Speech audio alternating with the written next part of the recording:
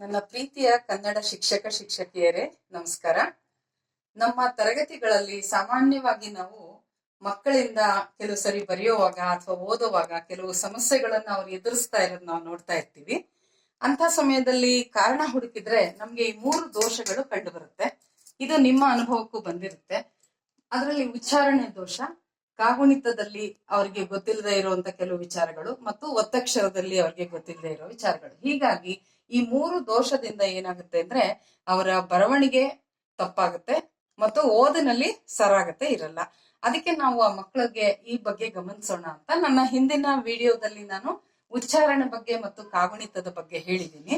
ಕಾಗುಣಿತದ ಬಗ್ಗೆ ನಾನು ಮತ್ತೊಮ್ಮೆ ಹೇಳಕ್ ಇಷ್ಟಪಡ್ತೀನಿ. ಏನಂದ್ರೆ ಕ ಪ್ಲಸ್ ಆ ಸೇರಿದಾಗ ಕ ಅಂತ ನಾವು ಹೇಳ್ಕೊಡ್ತೀವಿ. ಇದೇ ತರ ನಾವು ಬರವಣಿಗೆ ಬರೋದಿಲ್ಲ. ಈ ಏನ್ ಹೇಳ್ಕೊಡ್ತೀವಿ ಅದು ಬರವಣಿಗೆ ಬರಲ್ಲ. ಈ ಚಿಹ್ನೆಗಳ ಬಳಕೆ ಬೇಕೇ ಬೇಕು. ದಯವಿಟ್ಟು ಎಲ್ಲರೂ ಈ ಚಿಹ್ನೆಗಳನ್ನ ಮಕ್ಕಳಿಗೆ ಹೆಚ್ಚು ಮನವರಿಕೆ ಮಾಡ್ಕೊಡಿ ಅಂತ ನಿಮ್ಮಲ್ಲಿ ವಿನಂತಿಸ್ಕೊಳ್ತೀನಿ. ಇನ್ನು ಈ ವಿಡಿಯೋದಲ್ಲಿ ನಾವು ಒತ್ತಕ್ಷರದ ಬಗ್ಗೆ ಗಮನಿಸೋಣ ಅನ್ಕೊಂಡ್ವಿ. ಅದೇನಂದ್ರೆ ಅದಕ್ಕೆ ಕೆಲವು ವಿಚಾರಗಳು ಇಲ್ಲಿ. ಈಗ ನೋಡಿ, ಸ್ವರಗಳಿದೆಯಲ್ಲ, ಆ ಇಂದ ಅವರೆಗಿನ ಸ್ವರಗಳು ಪ್ಲಸ್ ಆಹ ಸೇರಿ ಇದಿಷ್ಟು ಅಕ್ಷರಗಳು. ಈಗ ನಾವು ಸ್ವರಗಳಂದ್ರೆ ಇದು ಸ್ವತಂತ್ರ ಅಕ್ಷರಗಳು ಅಂತ ನಮ್ಗೆ ಹೇಗ್ ಅನ್ಸುತ್ತೆ ಅಂತ ಗಮನಿಸೋಣ. ನಮ್ಮ ವಾಕ್ಯದಲ್ಲಿ ಈ ಅಕ್ಷರಗಳನ್ನ ಬಳಸುವಾಗ ಕಾಗುಣಿತದ ಚಿಹ್ನೆಗಳು ಈ ಅಕ್ಷರಗಳಿಗೆ ಇರೋದಿಲ್ಲ. ಇದು ಮಕ್ಕಳಿಗೆ ಕೆಲವೊಮ್ಮೆ ನಾವು ಹೇಳ್ಬೇಕಾಗಿ ಬರುತ್ತೆ. ಅದಕ್ಕೆ ಹೇಳ್ತಾ ಇದ್ದೀನಿ, ಕಾಗುಣಿತದ ಚಿಹ್ನೆ ಇದ್ರೊಳಗೆ ಎಲ್ಲೂ ಕಾಣಿಸೋದಿಲ್ಲ ಅವ್ರಿಗೆ. ಇನ್ನು ಎರಡನೇದಾಗಿ ಈ ಒತ್ತಕ್ಷರ ಅಂತ ಏನ್ ಹೇಳಕ್ ಹೊರಟಿದೀವಿ, ಈ ಒತ್ತಕ್ಷರಗಳು ಈ ಒಂದು ಸ್ವರ ಅಕ್ಷರಗಳಿಗೆ ಎಲ್ಲೂ ಬರೋದಿಲ್ಲ. ಆದ್ರಿಂದ ಇದಕ್ಕೆ ನಾವು ಸ್ವರಗಳು ಅನ್ನೋದನ್ನ ಸ್ವತಂತ್ರ ಅಕ್ಷರಗಳು ಅಂತ ಹೇಳ್ತೀವಿ. ಅದ್ರ ಪಾಡಿಗೆ ಅದು ಇರುತ್ತೆ, ಅದರ ಉಚ್ಚಾರಣೆ ತರಾನೇ ಅದು ಎಲ್ಲಾ ಕಡೆ ಒಳಪಡುತ್ತೆ ಅಂತ. ಇನ್ನು 3ನೇ ಅಂಶ ನೋಡಿದ್ರೆ ನಾವು ಕ ಇಂದ ಳವರೆಗಿನ ಅಕ್ಷರಗಳು, ವ್ಯಂಜನಗಳೇನಿದೆ ವರ್ಗೀಯ ಮತ್ತು ಅವರ್ಗೀಯ, ಈ ವ್ಯಂಜನಗಳಿಗೆ ವ್ಯಂಜನಗಳೇ ಸೇರುತ್ತೆ. ಇದು ಒತ್ತಕ್ಷರ. ವ್ಯಂಜನಗಳ ಜೊತೆಗೆ ಈ ವ್ಯಂಜನ ಅಂದ್ರೆ ಅದೇ ಮೇಲಿರುವ ಅಕ್ಷರದ ವ್ಯಂಜನ ಏನಿದೆ ಅದೇ ಸೇರ್ಬೇಕು ಅಂತ ಏನಿಲ್ಲ. ಹಾಗಾಗಿ ಸೇರಿದ್ರೆ ಅದು ಸಜಾತಿ ಇದು ಒತ್ತಕ್ಷರಗಳಾಗಿರುತ್ತೆ. ಒಂದು ಮೇಲಿನ ಅಕ್ಷರ ಮೇಲೆ ಇದ್ದು ಕೆಳಗಡೆ ಬೇರೆ ಒತ್ತಕ್ಷರ ಯಾವ್ದಾದ್ರು ಸೇರಿದ್ರೆ ಅದು ವಿಜಾತಿ ಸಂಯುಕ್ತಾಕ್ಷರ ಅಂತ ಹೇಳ್ತೀವಿ ನಾವು. ಅದು ನಿಮ್ಗೆ ಗೊತ್ತಿರುವಂತ ವಿಚಾರ. ಇಲ್ಲಿ ನಾವು ಮಕ್ಕಳಿಗೆ ನಾನು ನಿಮ್ಗೆ ಕಳೆದ ಸಾರಿನೂ ಹೇಳ್ದಾಗೆ ತರಗತಿಗಳಲ್ಲಿ 20 ಮಕ್ಕಳಿಗೆ ತೊಂದರೆ ಇರಲ್ಲ. ಇನ್ನುಳಿದಂತ 10 ಮಕ್ಕಳು ಅಥವಾ ಅವರು ಹಿಂದಿನ ತರಗತಿಯಲ್ಲಿ ಕಲ್ತಿರಲ್ವೋ ಯಾವುದೋ ಒಂದು ಕಾರಣಕ್ಕೆ ಅವ್ರಿಗೆ ಅನೇಕ ಸಂದೇಹಗಳು ಉಳ್ಕೊಂಡಿರುತ್ತೆ ಒತ್ತಕ್ಷರದ ಬಗ್ಗೆ ಮತ್ತು ಕಾಗುಣಿತದ ಬಗ್ಗೆ ಎಲ್ಲ. ಅದನ್ನ ವಿವರಿಸೋವಾಗ ನಾವಿಷ್ಟು ವಿವರಣೆ ಬೇಕಾಗುತ್ತೆ ಅಂತ ನಾನು ಹೇಳೋದು. ಇದರಲ್ಲಿ ನಾವು ನೋಡಿ 3 ತರಹದ ಒತ್ತಕ್ಷರಗಳನ್ನ ಗಮನಿಸಬಹುದು. ಅದೇನಂದ್ರೆ ತಲಕಟ್ಟು ಸಹಿತ, ತಲಕಟ್ಟು ಇರೋ ತರದ ಒತ್ತಕ್ಷರಗಳು. ಉದಾಹರಣೆಗೆ ನೋಡಿ, ಜ ಇದೆ, ಖ ಇದೆ. ಇವೆಲ್ಲ ಅಕ್ಷರದ ಕೆಳಗಡೆ ನಾವು ಬರೆಯುವಾಗ ಸಹ ಮೇಲಿರೋ ಅಕ್ಷರದ ತರನೇ ಬರಿತೀವಿ. ಇದು ನಾವು ಹೇಳ್ತೀವಿ ತಲಕಟ್ಟು ಸಹಿತ ಒತ್ತಕ್ಷರಗಳಿದೆ. ಇನ್ನು ಕೆಲವು ತಲಕಟ್ಟು ರಹಿತ. ಇಲ್ಲಿ ನೋಡಿ, ಕಾ ಕೆಳಗಡೆ ಕಾ ಇದೆ, ಖಾ ಕೆಳಗಡೆ ಖಾಯಿ ಅಲ್ಲ, ಇದು ಎರಡನೇದಲ್ಲ. ಗಾ ಕೆಳಗಡೆ ಗಾ ಇದೆ, ಕಾ ಕೆಳಗಡೆ ಕಾ ಮತ್ತು ಗಾ ಕೆಳಗಡೆ ಗಾ ಏನಿದೆಯಲ್ಲ, ಈ ಒತ್ತಕ್ಷರಗಳಿಗೆ ನಾವು ತಲಕಟ್ಟು ಕೊಟ್ಟಿರಲ್ಲ. ಅಂಥ ಅಕ್ಷರಗಳು ಇದರಲ್ಲಿ ಕೆಲವಿದೆ. ಇನ್ನು ವಿಭಿನ್ನ ಅಕ್ಷರಗಳಿವೆ. ಮೇಲ್ಗಡೆ ಬೇರೆ ಅಕ್ಷರ ಇರುತ್ತೆ, ಕೆಳಗಡೆ ಚಿಹ್ನೆ ಬೇರೆ ತರನೇ ಬರುತ್ತೆ. ಅಂತ ಅಕ್ಷರಗಳಿಗೆ ವಿಭಿನ್ನ ಒತ್ತಕ್ಷರಗಳು ಅಂತ ನಾವು ಅಂದ್ಕೊಳ್ಳೋಣ. ಈ ಇಷ್ಟನ್ನು ನೀವು ಮಕ್ಕಳಿಗೆ ಪರ್ಫೆಕ್ಟ್ ಮಾಡ್ಬೇಕಾಗತ್ತೆ. ಅದರಲ್ಲಿ ಹೇಳ್ತಾ ಹೋದ ಹಾಗೆ ನೀವು ಹೆಚ್ಚು ಮಕ್ಕಳಿಗೆ ಒತ್ತಕ್ಷರಗಳನ್ನ ನೀವು ಕಲ್ಸಿರ್ತೀರಾ. ಅವರಿಗೆ ಒಂಥರ ಕುರುಡು ಪಾಠದ ತರ ಅವ್ರಿಗೆ ಬರೆಯಕ್ ಗೊತ್ತಿರುತ್ತೆ, ತೊಂದರೆ ಇಲ್ಲ. ಆದ್ರೆ ತಾವು ಬರವಣಿಗೆಯಲ್ಲಿ ಸ್ವಂತವಾಗಿ ಉತ್ತರಗಳನ್ನ ಬರೆಯುವಾಗ ಇವು ತೊಂದರೆ ಕೊಡುತ್ತೆ ಅಂತ ಅಷ್ಟೇ ಹೇಳೋದು. ಈಗ ಅದರಲ್ಲಿ ಈ ನೋಡಿ, ವಿಭಿನ್ನ ಅಂತಿದೆಯಲ್ಲ, ಈ ತಾ ಕೆಳಗಡೆ ತಾ ಬರಲ್ಲ, ಈ ಗೆರೆ ತರ ಬರುತ್ತೆ. ಇಲ್ಲಿ ನಾ ಕೆಳಗಡೆ ನಾ ಇಲ್ಲ. ಆಮೇಲಿಂದ ಮಾ ಕೆಳಗಡೆ ಬೇರೆ ಚಿಹ್ನೆ ಬರುತ್ತೆ. ಹಾಗೆ ಯಾ ಮತ್ತು ರಾ ಮತ್ತು ಲಾ ಈ ಅಕ್ಷರಗಳಿಗೆ ಬೇರೆ ತರಹದ ಚಿಹ್ನೆಗಳಿರುತ್ತೆ. ಇದನ್ನ ನೀವು ಮಕ್ಕಳಿಗೆ ಸಪರೇಟ್ ಆಗಿ ಹೇಳ್ಕೊಡ್ಬೇಕಾಗುತ್ತೆ, ಈ 6 ಅಕ್ಷರಗಳನ್ನ. ಇದಿಷ್ಟು ಹೇಳಿದ ನಂತರ ನನ್ನ ಒಂದು ಅನುಭವಕ್ಕೆ ಬಂದಾಗೆ ನೋಡಿ, ಇದು ಛ ಇದೆಯಲ್ಲ, ಛ ಒತ್ತಕ್ಷರ ಮತ್ತು ಘಾ ಒತ್ತಕ್ಷರ, ಇದು ಅವ್ರಿಗೆ ಕನ್ಫ್ಯೂಸ್ ಆಗುತ್ತೆ. ಇದನ್ನ ಒಂದ್ಸರಿ ಸಪರೇಟ್ ಆಗಿ ಹೇಳ್ಕೊಡೋದು ಒಳ್ಳೇದು ಅನ್ಸುತ್ತೆ. ಇದ್ರ ಜೊತೆಗೆ ಪ ಒತ್ತಕ್ಷರ ಮತ್ತು ವಾ ಒತ್ತಕ್ಷರ, ಇದಕ್ಕಿರೋ ವ್ಯತ್ಯಾಸ. ಇಲ್ಲಿ ಇದಕ್ಕೊಂಚೂರು ತಲಕಟ್ಟು ಇಲ್ಲಿ ಬರುತ್ತೆ, ಇಲ್ಲಿ ಬರಲ್ಲ. ಇದನ್ನ ಒಂದ್ಸರಿ ಹೇಳ್ಕೊಟ್ರೆ ಅವ್ರಿಗೆ ಒಳ್ಳೇದು ಅನ್ಸುತ್ತೆ. ಇದಿಷ್ಟು ಒತ್ತಕ್ಷರಗಳ ರೀತಿ ಆಯ್ತು. ಇನ್ನು ಮಕ್ಕಳಿಗೆ ಇದನ್ನ ಹೇಗೆ ಚಟುವಟಿಕೆ ಮೂಲಕ ನಾವು ಹೇಳ್ಕೊಡ್ಬೋದು ಅನ್ನೋ ವಿಚಾರ.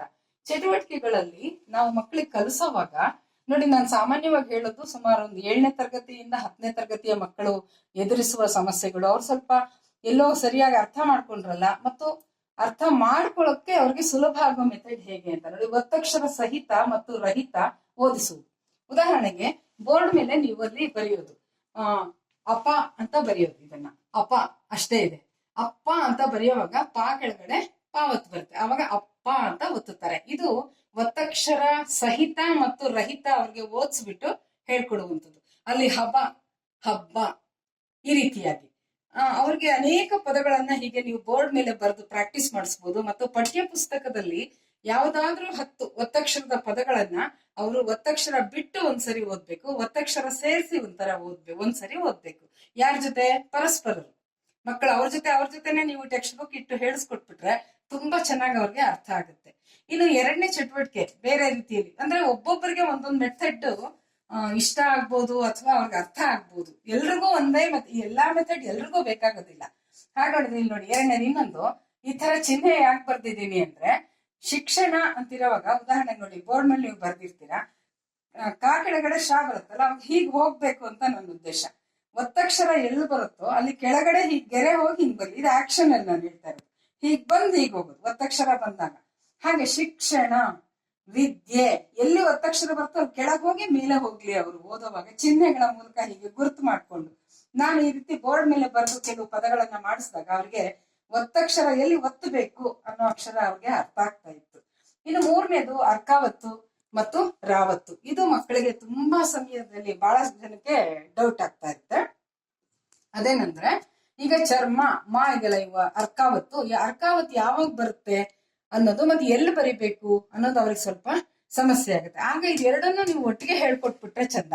ಹೇಗೆ ಅಂದ್ರೆ ನೋಡಿ, ಅಲ್ಲಿ ಚರ್ಮ ಮಾ ನಂತರ ಅರ್ಕಾವತ್ತು ಬಂದಿದೆ ಅಂದ್ರೆ ಅರ್ಕಾವತ್ ಎಲ್ಲಿ ಬರುತ್ತೋ ಅದ್ರ ಹಿಂದಿನ ಅಕ್ಷರ ಇದೆ ನೋಡಿ, ಅದ್ರ ಹಿಂದೆ ಅನ್ನೋ ಸೌಂಡ್ ಬರುತ್ತೆ ಅಂತ. ಉದಾಹರಣೆಗೆ ಚರ್ಮ ಅಲ್ವಾ, ಅಲ್ಲಿ ಅರ್ಕಾವತ್ ಉಪಯೋಗಿಸ್ತೀವಿ. ಒಂದ್ ವೇಳೆ ಅರ್ಕಾವತ್ ಉಪಯೋಗಿಸ್ಬೇಕಾ, ಅಲ್ಲಿ ರಾವತ್ ಹಾಕ್ಬೇಕಾ ಅನ್ನೋದು ಮಕ್ಕಳಿಗೆ ಸಮಸ್ಯೆ ಆದ್ರೆ ಅಂತ ಹೇಳಿ ಅದನ್ನ ಉದಾಹರಣೆ ಕೊಡೋದು. ಚರ್ಮ ಅಂತ ಬರೆಯಕ್ ಹೋದಾಗ ರಾವತ್ತು ಕೊಟ್ರೆ ಅದು ಚಮ್ರ ಆಯ್ತು, ಅರ್ಕಾವತ್ತು ಕೊಟ್ರೆ ಚರ್ಮ ಆಯ್ತು. ಹಾಗಾದ್ರೆ ಅರ್ಕಾವತ್ನ ಎಲ್ಲಿ ಉಪಯೋಗಿಸ್ಬೇಕು? ನಮ್ಗೆಲ್ಲ ತುಂಬಾ ಸುಲಭವಾದ ಒಂದು ವಿಧಾನ ಏನಂದ್ರೆ, ಕರ್ನಾಟಕ ಅನ್ನೋ ಪದ. ಆ ಕರ್ನಾಟಕ ಪದದಲ್ಲಿ ನೋಡಿ, ರ ಬರುತ್ತೆ ಇಲ್ಲಿ ಪ್ರೊನೌನ್ಸಿಯೇಷನ್ ಅಲ್ಲಿ, ನಾ ಪಕ್ಕ ಬರುತ್ತೆ. ಇದೊಂದನ್ನು ಅವ್ರು ನೆನ್ಪಿಟ್ಕೊಂಡ್ಬಿಟ್ರೆ ಸಾಕು. ಅರ್ಕಾವತ್ನ ಎಲ್ಲಿ ಉಪಯೋಗಿಸ್ಬೇಕು ಅನ್ನೋದು ಅವರು ಮರ್ತೋಗೋದೇ ಇಲ್ಲ. ಕರ್ನಾಟಕ ಬಂದಾಗ ಆ ನೆಕ್ಸ್ಟ್ ಅಕ್ಷರ ಬರುವ ಪಕ್ಕದಲ್ಲಿ ಅರ್ಕಾವತ್ತು ಕೊಡ್ತೀವಿ ಅನ್ನೋದನ್ನ ಅವರು ಚೆನ್ನಾಗಿ ನೆನ್ಪಿಟ್ಕೊಳ್ಳೋ ತರ ಕೆಲವು ಉದಾಹರಣೆ ಕೊಡ್ಬೋದು. ಇನ್ನು 4ನೇದು ಚಟುವಟಿಕೆ ರೀತಿಯಲ್ಲಿ ಹೇಳೋದಾದ್ರೆ, ಬರೆಯುವಾಗ ಅವ್ರಿಗೆ ಗೊಂದಲ ಆಗುತ್ತೆ. ನನಗೆ ಮಕ್ಕಳು ಕೇಳ್ತಿದ್ರು, ಹೇಗೆ ಅಂದ್ರೆ ಇದ್ರಲ್ಲಿ ಯಾವ್ದು ಫಸ್ಟ್ ಬರಿಬೇಕು ಯಾವ್ದು ನೆಕ್ಸ್ಟ್ ಬರಿಬೇಕಂತ ಗೊತ್ತಾಗಲ್ಲ ಅಂತ. ಈ ತರ 2-3 ಒತ್ತಕ್ಷರ ಬರುವಾಗ ಅವಾಗ ಉದಾಹರಣೆಗೆ ಇಲ್ಲಿ ಶಸ್ತ್ರ ಅಂತಿದೆ ನೋಡಿ, ಅವ್ರು ಬರೀತಾರೆ, ಬರ್ದ್ಬಿಡ್ಲಿ.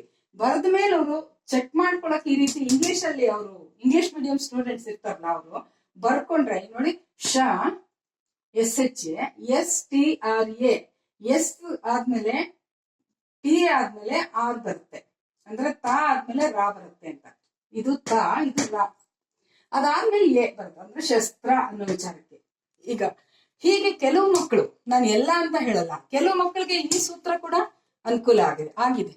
ಹಾಗಾಗಿ ನೀವು ಅವ್ರಿಗೆ ಎಲ್ಲಾ ಪದಗಳನ್ನು ಅಲ್ಲ, ಅವ್ರಿಗೆ ಯಾವ್ದು ಗೊಂದಲ ಆಗುತ್ತೋ ಅದನ್ನ ಪಕ್ಕದಲ್ಲಿ ಆ ರೀತಿ ಬರ್ಕೊಂಡು ನೋಡಿ ಯಾವ್ದ್ರಾದ್ಮೇಲೆ ಯಾವ್ದು ಬರಿಬೇಕು ಅಂತ ಅವರು ಅರ್ಥ ಮಾಡ್ಕೊಳ್ಬೋದು.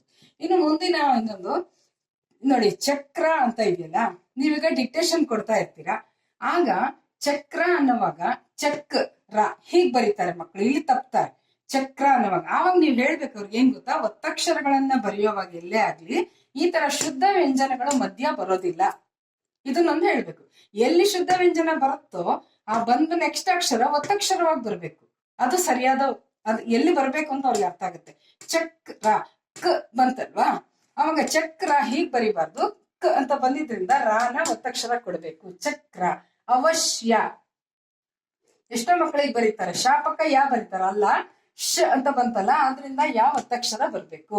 ಲಕ್ಷ ಕ ಅರ್ಧ ಆಯ್ತು, ಅದಕ್ಕೆ ಶ ಒತ್ತಕ್ಷರವಾಗಿ ಕೊಡ್ಬೇಕು. ಈ ರೀತಿಯಾಗಿ ಅವರು ಕೆಲವು ಪದಗಳನ್ನ ಬರ್ಸಿ ಎಲ್ಲಿ ಅವರು ಬರೆಯುವಾಗ ಹೀಗೆ ಅರ್ಧ ಅಂದ್ರೆ ವ್ಯಂಜನ, ಶುದ್ಧ ವ್ಯಂಜನ ತರ ಪ್ರೊನೌನ್ಸಿಯೇಷನ್ ಬರುತ್ತೋ ಅಲ್ಲಿ ಹೀಗ್ ಮಾಡ್ಬೇಕು ಒತ್ತಕ್ಷರ ರೂಪ ಅಂತ ಅವ್ರಿಗೆ ಅರ್ಥ ಆಗೋ ತರ ಹೇಳ್ಕೊಡೋದು. ಇನ್ನೊಂದು ಪಠ್ಯ ಪುಸ್ತಕದವನ್ನ ಓದಿಸೋದು. ಅದಕ್ಕಿಂತ ಉತ್ತಮವಾದ ಮೆಥಡ್ ಇನ್ನೊಂದಿಲ್ಲ ಅಂತ ನನ್ನ ಅಭಿಪ್ರಾಯ. ಪಠ್ಯ ಪುಸ್ತಕದಲ್ಲಿ ಬರುವ ಒತ್ತಕ್ಷರಗಳನ್ನ ನೀವು ಅವ್ರಿಗೆ ಓದಿಸ್ತಾ ಇದ್ರೆ, ಬರೆಸ್ತಾ ಇದ್ರೆ, ಪಠ್ಯ ಪುಸ್ತಕ ಓದುವ ಹವ್ಯಾಸ ಅವ್ರಿಗೆ ನಿರಂತರವಾಗಿದ್ರೆ ಅವರ ಎಲ್ಲಾ ಸ್ಪೆಲ್ಲಿಂಗ್ ಮಿಸ್ಟೇಕ್ಸ್ ತಪ್ಪಿ ಹೋಗುತ್ತೆ. ಆಮೇಲೆ ಇದಾದ್ಮೇಲೆ ಇಲ್ಲಿಗೆಲ್ಲ ಇದು ಮಕ್ಕಳಿಗೆ ಅಂತ ಹೇಳ್ತಾ ಇಲ್ಲ ನಾನು, ಇದು ಬೇರೆ ಟೀಚರ್ಸ್ ತಿಳ್ಕೊಳ್ಳೋದಿಕ್ಕೆ ಅಂತ ಅಷ್ಟೇ ಹೇಳ್ತಾ ಇರೋದು. ಮಕ್ಕಳಿಗೆ ಈ ವಿಷಯ ಬೇಡವೇ ಬೇಡ ಅಂತ ನನಗನ್ಸುತ್ತೆ, ಇನ್ನಷ್ಟು ಕನ್ಫ್ಯೂಸ್ ಆಗೋಗ್ಬಿಡುತ್ತೆ. ಇಲ್ಲ ನೋಡಿ, ಒತ್ತಕ್ಷರಕ್ಕೆ ಗುಣಿತಾಕ್ಷರ ಸೇರುವ ಧ್ವನಿ ಬರುತ್ತೆ. ಇದೊಂದು ಎಷ್ಟು ಆಶ್ಚರ್ಯವಾಗಿದೆ. ಉದಾಹರಣೆ ನಿಮ್ಗೆ ಹೇಳ್ತೀನಿ. ರಾಷ್ಟ್ರ ಇಲ್ಲಿದೆಯಲ್ಲ, ರಾ ಶ ಆದ್ಮೇಲೆ ಟಾ ಬಂದಿದೆ, ಆಮೇಲೆ ರಾ ಬಂದಿದೆ. ಷ್ಟ್ರ ಅನ್ನುವಾಗ ರಾಗೆ ಇಲ್ಲಿ ಆ ಸೇರುತ್ತೆ, ರಾಷ್ಟ್ರ ಆ ಸೇರ್ತಿ. ಇಲ್ಲಿ ನೋಡಿ, ರಾಷ್ಟ್ರೀಯ, ಇಲ್ಲಿ ರಾಗೆ ಈ ಸೌಂಡ್ ಬರ್ತಾ ಇದೆ, ಅಂದ್ರೆ ಒತ್ತಕ್ಷರದಕ್ಕೆ ಗುಣಿತಾಕ್ಷರ ಧ್ವನಿ ಬರುತ್ತೆ ಅನ್ನೋದು. ರಾಷ್ಟ್ರೀಯ, ರೀ ಅಂತ ಆಯ್ತು ಇಲ್ಲಿ, ರಾಷ್ಟ್ರೀಯ ಬರೆಯೋದು ನಾವು ಹೀಗ್ ಬರಿತೀವಿ, ಪ್ರೊನೌನ್ಸಿಯೇಷನ್ ಹೀಗ್ ಬರುತ್ತೆ. ರಾಷ್ಟ್ರೋತ್ಥಾನ, ರಾಗೆ ಓ ಸೇರೋ ತರ ಧ್ವನಿ ಬರ್ತಾ ಇದೆ ನೋಡಿ, ರಾಷ್ಟ್ರೋತ್ಥಾನ. ಇನ್ನು ರಾಷ್ಟ್ರೇತರ, ಇಲ್ಲಿ ರಾಗೆ ಎ ಸೇರ್ಕೊಂಡಿದೆ, ಈ ತರಹದ ಪ್ರೊನೌನ್ಸಿಯೇಷನ್ ಬರುತ್ತೆ. ಇದು ಯಾಕೆ ಹೇಳ್ದೆ ಅಂದ್ರೆ, ಸುಮಾರು ಒಂದು 15 ವರ್ಷದ ಕೆಳಗೆ ನನ್ನ ತರಗತಿಯಲ್ಲಿ ಒಬ್ಬ ವಿದ್ಯಾರ್ಥಿನಿ ಕೇಳಿದ್ಲು ಇದನ್ನ, ಒಂದು ಸಮಸ್ಯೆ ಅಂತ ಹೇಳ್ಬಿಟ್ಟು. ಏನಂದ್ರೆ, ಯಾವ್ದಕ್ಕೆ ನಾನು ಉಚ್ಚಾರಣೆಗೆ ಇದು ತಲೆಕಟ್ಕೊಳ್ಬೇಕು, ಯಾವ್ದಕ್ಕೆ ಏನ್ ಮಾಡ್ಬೇಕು, ಇಲ್ಲಿ ನನಗೆ ಕನ್ಫ್ಯೂಸ್ ಆಗ್ತಿದೆ ಅಂತ ಅವಳಿಗೆ ಕೇಳಿದ್ಲು. ನಂಗೆ ಈಗ್ಲೂ ಅವಳ ಮುಖ ಚೆನ್ನಾಗಿ ನಿಂತಿದೆ. ಇಂಥ ಒಂದು ಪ್ರಸಂಗ ಎಲ್ಲಾದ್ರೂ ಬಂದ್ರೆ ನಿಮ್ಗೆ ಇದು ಉಪಯೋಗ ಆಗ್ಬಹುದು ಅಂತ ನನ್ಗನ್ಸುತ್ತೆ. ಇದಿಷ್ಟು ಒತ್ತಕ್ಷರಗಳ ವಿಚಾರ. ಇನ್ನು ನಮ್ಮಲ್ಲಿ ಏನಾಗುತ್ತೆ ಅಂದ್ರೆ, ಸಾಮಾನ್ಯವಾಗಿ ಆಡು ಭಾಷೆ ಬೇರೆ ಇರುತ್ತೆ, ಗ್ರಾಂಥಿಕ ಭಾಷೆ ಬೇರೆ ಇರುತ್ತೆ. ಅಂತ ಸಮಯದಲ್ಲಿ ಅಷ್ಟೇ ಮಕ್ಕಳಿಗೆ ಇಂಥದ್ದು ಆಗೋದು. ಈಗ ಉತ್ತರ ಕರ್ನಾಟಕದಲ್ಲಿ ಮಾತಾಡುವ ಭಾಷೆ ಬೇರೆ, ಬರೆಯುವ ಅಂದ್ರೆ ಗ್ರಾಂಥಿಕ ಭಾಷೆನೇ ಬೇರೆ ಇರುತ್ತೆ. ಇನ್ನು ನಮ್ಮಲ್ಲೂ ಅಷ್ಟೇನೆ, ನಾವು ಉದಾಹರಣೆಗೆ ಎಲ್ಲಾ ಅಕ್ಷರಗಳನ್ನ ಸರಿಯಾದ ರೀತಿಯಲ್ಲಿ ಉಚ್ಚಾರಣೆ ಮಾಡಲ್ಲ. ಆಡು ಭಾಷೆ ಬೇರೆ, ಗ್ರಾಂಥಿಕ ಭಾಷೆ ಬೇರೆ. ನಾವು ಉತ್ತರ ಬರೆಯುವಾಗ ಮಕ್ಕಳಿಂದ ಗ್ರಾಂಥಿಕ ಭಾಷೆಯನ್ನ ನಿರೀಕ್ಷೆ ಮಾಡ್ತೀವಿ. ನಿಮಗೆ ಗೊತ್ತಿರೋ ಹಾಗೆ ದಕ್ಷಿಣ ಕನ್ನಡ ಜಿಲ್ಲೆಯ ಮಕ್ಕಳು ಕನ್ನಡದಲ್ಲಿ ಹೆಚ್ಚು ಸ್ಕೋರ್ ಮಾಡ್ತಾರೆ. ನಾವು ಪೇಪರ್ ವ್ಯಾಲ್ಯೂಯೇಷನ್ ಮಾಡಿರೋರ್ಗೆಲ್ಲ ಅದರ ಅನುಭವ ಇದ್ದೇ ಇರುತ್ತೆ. ಕಾರಣ ಏನಂದ್ರೆ, ಅವರು ಗ್ರಾಂಥಿಕ ಭಾಷೆಯನ್ನೇ ಮಾತಾಡುವಾಗ್ಲೇ ಅವರು ಕರೆಕ್ಟ್ ಆಗಿ ಅದೇ ತರ ಮಾತಾಡೋದ್ರಿಂದ, ಗ್ರಹಿಕೆ ಹಾಗೆ ಇರೋದ್ರಿಂದ ಬರವಣಿಗೆಯಲ್ಲಿ ಅವ್ರಿಗೆ ಅದೇ ಬಂದ್ಬಿಡುತ್ತೆ. ಹಾಗಾಗಿ ಅವರಲ್ಲಿ ಹೆಚ್ಚು ಸ್ಪೆಲ್ಲಿಂಗ್ ಮಿಸ್ಟೇಕ್ಸ್ ಆಗೋದೇ ಇಲ್ಲ. ನಾನು ಹೇಳ್ತಿರೋದೇನಂದ್ರೆ, ಮಕ್ಕಳಿಗೆ ಇರುವ ಈ ಗೊಂದಲಗಳನ್ನ ತಾವು ಹೆಚ್ಚು ಶ್ರಮ ವಹಿಸಿ ಅವ್ರಿಗೆ ಗೊಂದಲಗಳನ್ನ ನಿವಾರಿಸಿ, ಒತ್ತಕ್ಷರಗಳನ್ನ ವಿಚಾರಗಳನ್ನ ಹೇಳ್ಕೊಟ್ಟು ಅವರ ಬರವಣಿಗೆಯನ್ನ ಸುಗಮಗೊಳಿಸ್ಬೇಕು ಅಂತ ತಮ್ಮಲ್ಲಿ ನಾನು ಕೇಳ್ಕೊತಾ ಇದ್ದೀನಿ. ನಮಸ್ಕಾರ.